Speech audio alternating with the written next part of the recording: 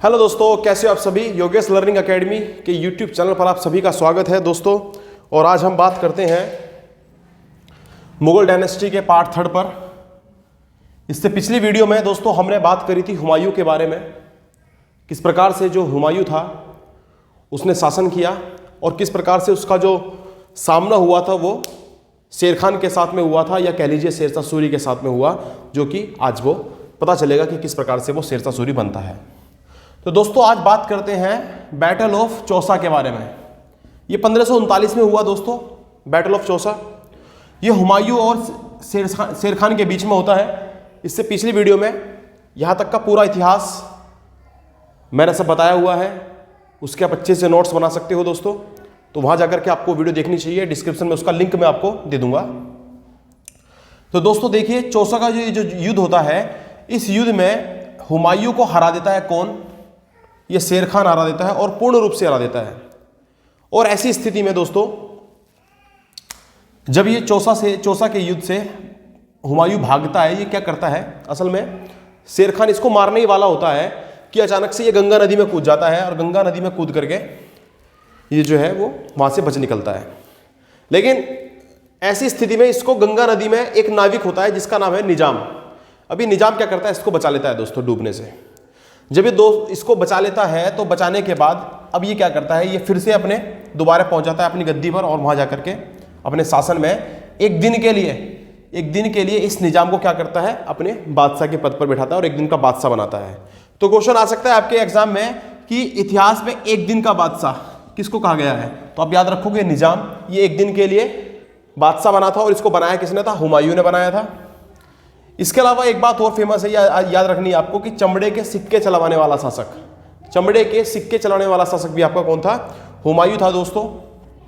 चलिए, लेकिन बात इतने में नहीं थमती। 1540 में फिर से युद्ध होता है। 1540 में इस बार युद्ध होता है फिर से किसका? इसको कहा जाता है बैटल ऑफ बिलग्राम, या फिर इसको कन्नौज का युद्ध भी कह सकते हो आप। और ये होता है हुमायूं के साथ और शेर खान, हुमायूं और शेर खान दोनों के बीच में यहां पर युद्ध होता है, घमासान होता है। और इस बार ये जो शेर खान है ये पूर्ण रूप से मुगलों के शासन का पतन कर देता है और भारत से एक बार फिर से मुगलों का जो शासन था वो बिल्कुल चला जाता है। और ऐसी स्थिति में अफगानों का शासन भारत में कायम हो जाता है। तो ध्यान रखना है, भारत में फिर से किसका आ जाता है शासन?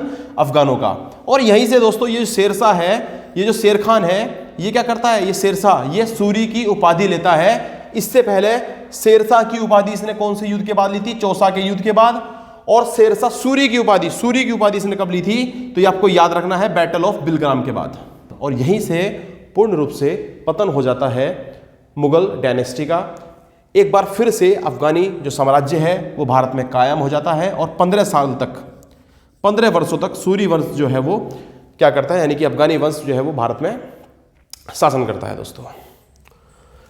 कौन कौन? इस बीच जो है वो 4 शासक, शेरशाह सूरी, इस्लाम शाह सूरी, आदिल शाह सूरी और सिकंदर सूरी, ये चारों क्या करते हैं यहाँ पर इस टाइम पर शासन करते हैं इस दौरान, 15 वर्ष के दौरान। और ऐसे में ये जो हुमायूं था जो कि भाग खड़ा हुआ था उस टाइम पर वहाँ से, अब ये क्या करता है, 1541 में हमीदा बानो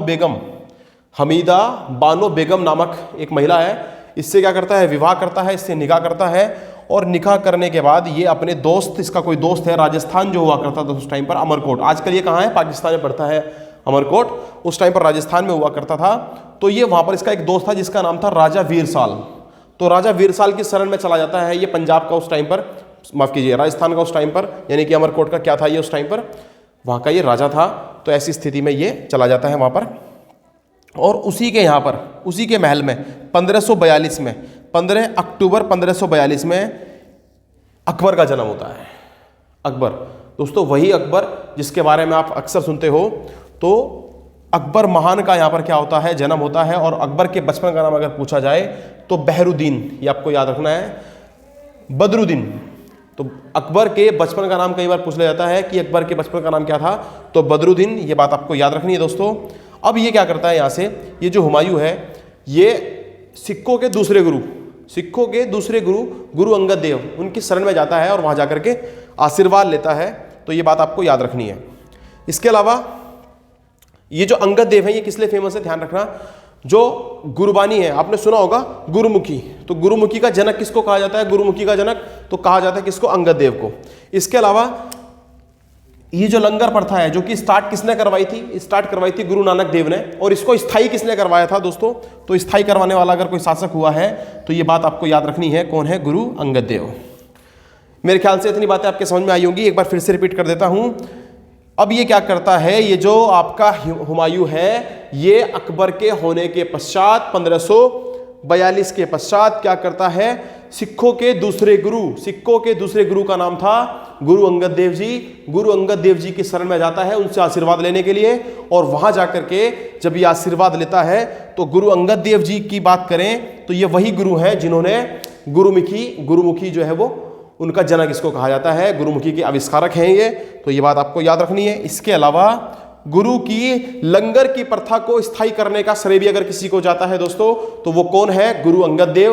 गुरु अंगद देव, इससे पहले याद रखना है आपको गुरु नानक देव जी ने लंगर प्रथा स्टार्ट करवाई थी, लेकिन इसको स्थायी रखने का श्रेय अगर किसी को दिया जाता है दोस्तों तो वो कौन है? गुरु अंगद देव जी। ये बात आपकी यहां पर समझ में आई। उसके बाद धीरे धीरे करके ये अपनी शक्ति को बढ़ाता है, कौन?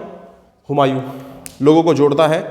और ऐसे में 1545 में, क्योंकि राजा है और राजा कभी भी ऐसे शांत नहीं बैठता, तो वही काम ये भी करता है। और ये क्या करता है? 1545 में काबुल और कंधार पर विजय प्राप्त कर लेता है, दोनों को जीत लेता है। उस टाइम पर इसका जो सेनापति था वो कौन था दोस्तों? बैरम खां। ये वही बैरम खां है जो आगे चल करके आपका गार्जियन बनेगा किसका? अकबर का। चलिए, फिर उसके बाद कंधार में और काबुल में ये रुकता है, वहीं पर शासन करता है, और ये मौका ढूंढता है कि भाई कब जो सूरी वंश है वो थोड़ा कमजोर होगा और उसके पश्चात ये हमला करेगा। और धीरे धीरे करके ये 1554 में क्या करता है? पेशावर वाले इलाके पर, पेशावर जो कि पाकिस्तान में पड़ता है, वहां पर क्या कर लेता है? अधिकार कर लेता है। उसी के अगले साल ये 1555 में लाहौर में क्या कर लेता है? ये अधिकार कर लेता है दोस्तों। अब 1555 में ही मच्छीवाड़ा का युद्ध होता है। ये भी इंपॉर्टेंट क्वेश्चन है बच्चा, मच्छीवाड़ा का युद्ध किस किस के बीच में होता है? तो आपको याद रखना है नसीब खान और ततार खान के बीच में। ये जो ततार खान है और नसीब खान है, दोनों मिलकर के लड़ते हैं हुमायूं के साथ में, और इस युद्ध में कौन जीत जाता है? आपका हुमायूं जीत जाता है और इन दोनों को हरा देता है। यहां से ये बात आपको याद रखनी है। और उसके बाद वो युद्ध होता है जिससे कि फिर से मुगलों का भारत में दोबारा से शासन स्थापित हो जाता है दोस्तों। तो वो युद्ध कौन सा था? 1555 में हुआ था बैटल ऑफ सरहिंद का युद्ध। ये मोस्ट इंपॉर्टेंट है दोस्तों, सरहिंद का युद्ध। पूछा जाए किस किस के बीच में हुआ? हुमायूं और सिकंदर के बीच में। हुमायूं और सिकंदर सूरी, जो मैंने आपको बताया कि ये 4 जो वंशज थे वो चले, शेरशाह सूरी, इस्लाम शाह सूरी, आदिल शाह सूरी और सिकंदर सूरी। तो इन्हीं का जो आखिरी था, ये आखिरी सूरी वंश का ये आखिरी शासक था, कौन? सिकंदर सूरी। इसके साथ में युद्ध होता है किसका? हुमायूं का। और यहां से हुमायूं जीत जाता है, और जीतने के बाद फिर से मुगल वंश की स्थापना भारत में हो जाती है दोस्तों। इतिहास को पढ़ने में आनंद आपको तभी आएगा यदि आप इतिहास को मन लगा करके पढ़ेंगे। हिस्ट्री को पढ़ने का यही तरीका है। एक बात कहना चाहूंगा दोस्तों, मेरी बात को जरा गौर से सुनना। तुम कभी सफल नहीं हो सकते दोस्तों, तुम कभी सफल नहीं हो सकते अगर सूरज तुम्हें जगाता है। तुम सफल तब होगे दोस्तों जब तुम सूरज को जगाना शुरू कर दोगे। तो ये जोश आपको अपने अंदर भर के रखना है, तभी जाकर के आपको सफलता मिलनी स्टार्ट हो जाएंगी। ये बात आप अपने दिमाग में बिठा लें। तो 1556 में दोस्तों होता यह है, अब फिर से यहां पर मुगल साम्राज्य जो है वो कायम हो जाता है। 1556 में ये इसको अभागा राजा भी कहा गया है। हमेशा जिंदगी में भागता ही रहा, और इसकी मृत्यु भी देखो कैसे हो गई, अपनी ही लाइब्रेरी की सीढ़ियों से गिरने से। असल में ऐसा हुआ कि सायकाल के समय पर जब ये नमाज पढ़ रहा था, नमाज पढ़ता था कहाँ पर? अपनी लाइब्रेरी में। तो वहाँ पर नमाज पढ़ने के पश्चात जब ये सीढ़ियों से नीचे उतर रहा था, तो नीचे उतरते वक्त इसका पैर फिसल जाता है सीढ़ियों से और ये नीचे गिर जाता है, और वहीं पर ये मर जाता है दोस्तों। तो इसकी मृत्यु कैसे होती है? सीढ़ियों से गिरने से, अपनी ही लाइब्रेरी की।